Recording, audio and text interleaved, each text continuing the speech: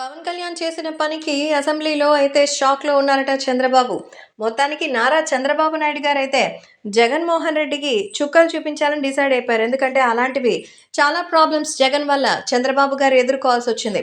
అధికారికంగా ఒక రకంగా ఉంటే, అనధికారికంగా చంద్రబాబుకి సంబంధించి పర్సనల్‌గా కూడా ఎన్నో ఇబ్బందులకు గురి చేశారు వైసీపీ ప్రభుత్వం.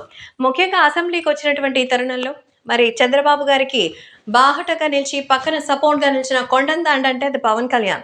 పవన్ కళ్యాణ్ గారు ఇచ్చిన సపోర్ట్ చంద్రబాబు గారికి ఎంత అంటే నిజంగా తను ఊపిరి పీల్చుకునేంత. ఆ రకంగా చంద్రబాబు నాయుడు గారికి అండగా ఉన్నారు కాబట్టి డిప్యూటీ సీఎం పదవి ఇచ్చారు. అంతేకాకుండా ఆయనకి సముచితమైనటువంటి మంత్రి పదవులు సైతం ఇచ్చారు.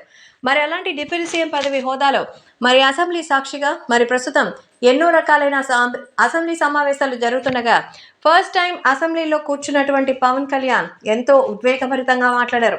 అంతేకాకుండా అక్కడ జగన్మోహన్ రెడ్డి కూడా కనిపించి ఆయన విష్ చేయగా తిరిగి పవన్ కూడా విష్ చేసినట్టుగా అయితే సమాచారం.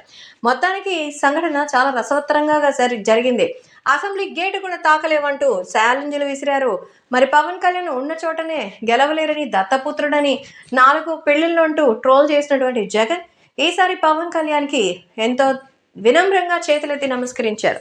ఈ ఘటనను చూసి పవన్ కళ్యాణ్ కూడా తిరిగి నమస్కరించడంతో చూడముచ్చటగా ఉందని చూస్తూ వాళ్ళని ఎంతగానో షాక్‌లో ఉన్నారట నారా చంద్రబాబు నాయుడు.